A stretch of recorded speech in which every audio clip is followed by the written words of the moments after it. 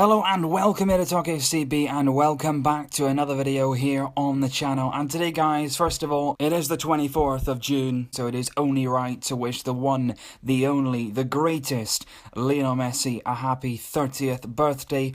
On this day, 30 years ago, magic was created in the form of Lionel Messi. I'll be doing more on that to come, but in this video, it's actually going to be taking it down a notch. And this is more of a discussion video where I want your guys' opinion on what is going down this summer. Because I've had a lot of people saying to me, what is our situation financially? What sort of situation are we in this summer in terms of what players are we able to sign and who exactly can we be targeting? Because there's been a lot of talk, of course, about signing Marco Verratti. There's been talk as well about Ousmane Dembélé from Borussia Dortmund, Bellerin, Semedo. There's been a lot of rumours throughout the summer, and it's just, taking a step back from that and saying who is actual realistically that we can sign this summer, given our financial restraints. And I've always said really that this summer, for me, I don't think it's possible for us financially to sign both Verratti and Dembélé. That's why I think, personally right now, we're going all out for Marco Verratti, and at the moment, if we're going to continue pursuing him, Dembélé will be next summer. That's what Mundo Deportivo reported yesterday. But I can't really get my head around it really. Why us as a super club? We were valued by Forbes just the other week as the second most valuable club in the world. In the world of football, the second most valuable club, only second behind Manchester United. We were ahead of Real Madrid in terms of the valuable of our club. And I just don't really understand the financial position we've got ourselves in. Our wage bill is extremely high. We're paying massive wages. And it's not only about Lionel Messi, it's not only about Neymar. We're paying it right throughout the squad, a really excessive rate of wages throughout our team. And I just feel, for the club of our stature, for where we do rank in terms of the biggest clubs in the world, we're not where we should be financially. We're not being looked after in terms of the sponsorship. The marketing of our club is not where it should be. Real Madrid is marketed much, much better than us. And Man United commercially are doing such a better job than we are. And to be honest, you only have to look back to sort of last summer when it sort of came to a head that we were going to come to an end at the end of the season with Qatar Airways. We were going to, cut our ties with them and find a new sponsor. And Bartomeu and co. struggled to find anyone. They were struggling to find an adequate sponsor to be sponsoring Barcelona Football Club. And for me, that is embarrassing. As a club of elite standing and where we rank in the biggest clubs in the world, people should be snapping at our heels to get in the sponsorship. They should be wanting to be on this shirt. They should be wanting to carry the club forward, be the name of the club. But nobody wanted to. Nobody stepped forward. We had to lower our evaluation almost to get racketing in for next season on the front of our shirts. And then people talk about the record kit deal with Nike that we've got, which is very, very good. I'm very, very glad that we've been able to negotiate that. But that deal only came after Man United, first of all, got their record kit deal with Adidas. It was only a follow-on from that which made us act. And it just seems like we're playing second fiddle a lot of the time, and a lot of the time none at all. Commercially, we're not being marketed around the world as well as some of the other clubs. It's not just about Man United. I feel like Real Madrid do a much, much better job of, getting themselves out there around the different countries. They do a much better job at it. But it's not only about the marketing, the outside of the world of football, the talk, the financial. For me, on the pitch and off the pitch, we're not doing well enough. Roberto Fernandez, the sporting director, and it's not only down to him. He's got a whole board and a team there that help him do his job. And not only him, before him, Zubizarreta made some interesting opinions. Some very, very good signings he did make. He did make some as well, as everybody does, but I just think right now it's being highlighted how badly we're doing business in the current market, because in the current market, fees are inflating, wages are going up, agent fees are going up, so right now you've got to be at the top of your game to get the best deal possible, and we are absolutely awful, whether it's buying or selling. And I just thought I'd do a video today, guys, to get your opinion on it, because a lot of people have been saying, why can't we attract the big names? Why can't we sign whoever we want? We should be able to, given the club that we are.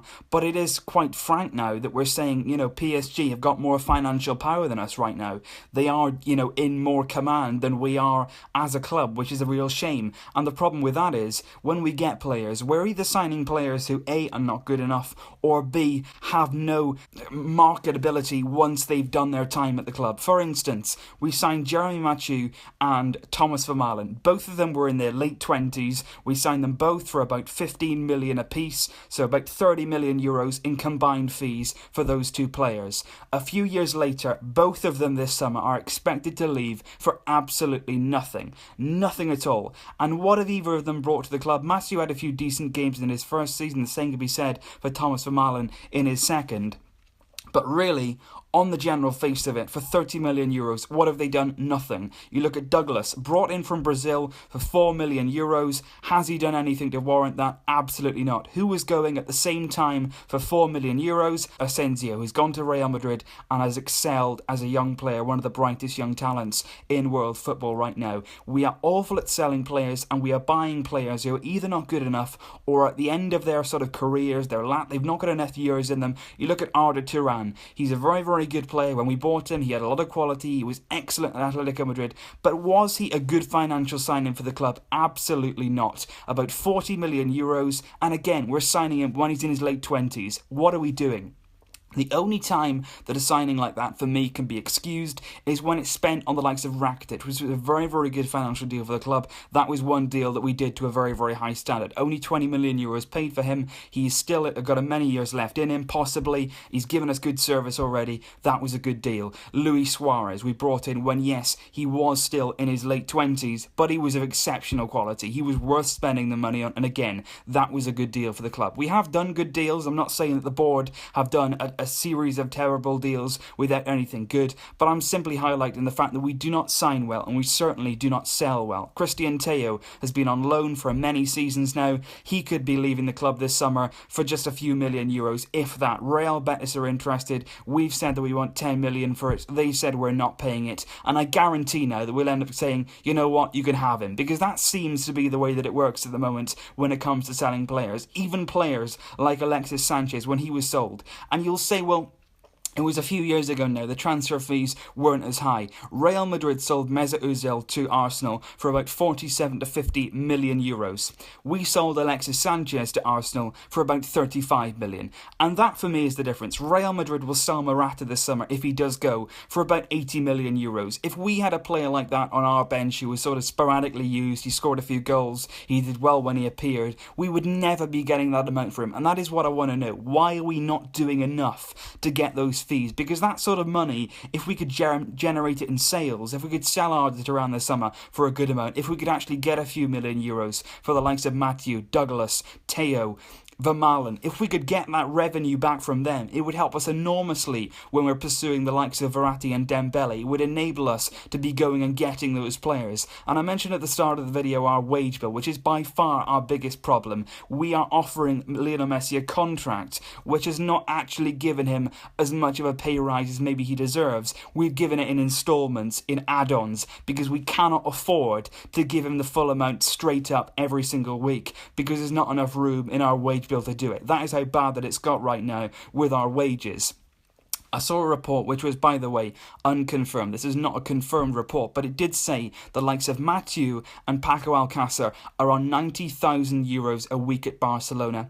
Isco is on about 50 to 60,000 euros a week. Marcelo on 80,000 a week. Real Madrid's wage bill is significantly lower than ours, and I have no idea why. I have no idea that we are not doing business properly, and I don't understand why we are not doing a good job in terms of these deals. Why have we not got somebody in better authority going through these deals? Surely we can employ somebody to come in and do a better job than those who are doing it at the moment. Surely we can. It's all to do with the board. It's all to do with the negative impact at the moment that they seem to be having on the club. It's not gone well for them. They signed Arda Turan simply as a statement so that they would stay in power, and to be honest, it worked, along with the treble, of course. What I want to say as well is, it's not all about money. It's not all about, there's a lot more to football than money.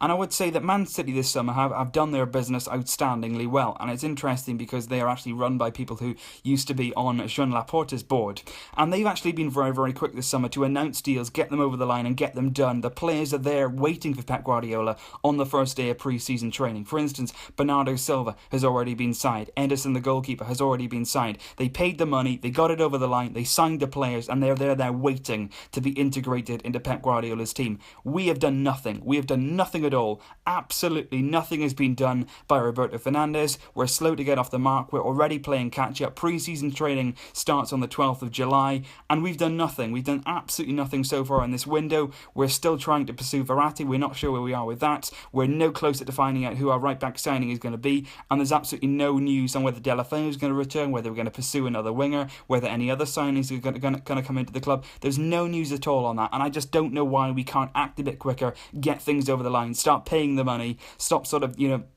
looking into our pockets and thinking, shall we go there, shall we not? And the reason that we have to do that is because we're behind these clubs financially. We don't have enough money as Manchester City. We don't have enough money as PSG. We're not up there with those clubs anymore. And that, for me, is confusing. We're a massive club. We're a very, very valuable club. We've got some of the biggest names on the world stage. We need to market ourselves better. We need to do much, much better commercially. And we certainly need to do much, much better in terms of managing our extremely high wage bill. Hopefully we can trim that this summer by getting rid of the likes of Vermaelen, Matthew, the players who are on the fringes, who are not really adding anything but are still on enormous money. So like I say, guys, I just wanted to do this video today because a lot of people have been asking about our financial aspects this summer, and I thought this video, although there's a lot of details which are unknown to us as fans, there are some things that we do know, and what we do know and what we can see with our own eyes is not looking good. So leave your thoughts down below, guys. What do you think of our summer business so far? Do you think we should have acted sooner? And also, what do you think of the issues that I have mentioned, our wage bill, the way we sell players, the way we go about buying players, and why is it that we cannot compete